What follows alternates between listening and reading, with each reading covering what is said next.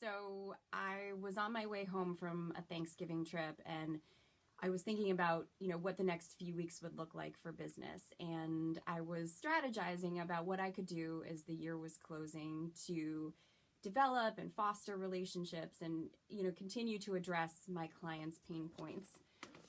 So the end of the year is a time that many companies are scrambling to put out content for a multitude of reasons.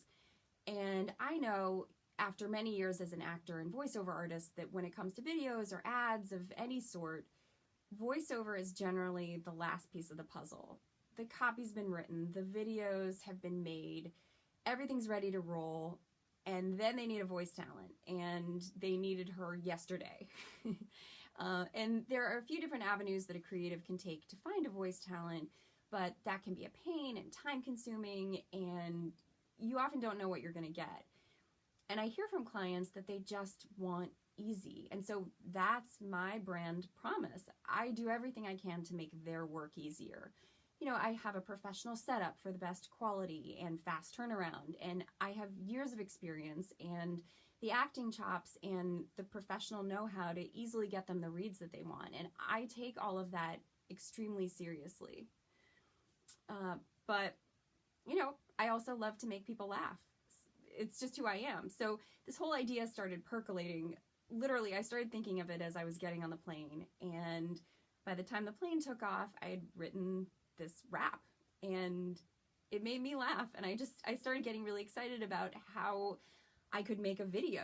One that would look like a hardcore rap video, but would be pretty ridiculous with me in an elf costume and include a lot of ugly Christmas sweaters. Thank you, Target. And I just had it in my head that this should look like a Saturday Night Live spoof. And it also reminded me that something that's pretty silly but with a message might really resonate, because comedy can be a great humanizer.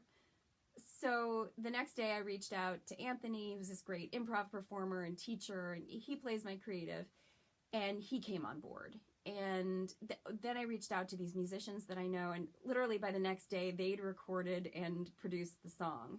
Then I reached out to the cinematographer, and he came on board, and so did Alfonso, who plays my rapper. And finally I got Bennett Barbosa, who's this amazing up-and-coming cinematographer, and he edited everything together. So basically within a week we'd wrapped, no pun intended, the entire project. I was so excited that all of these really talented people had so quickly and easily collaborated with me, and we just had a blast.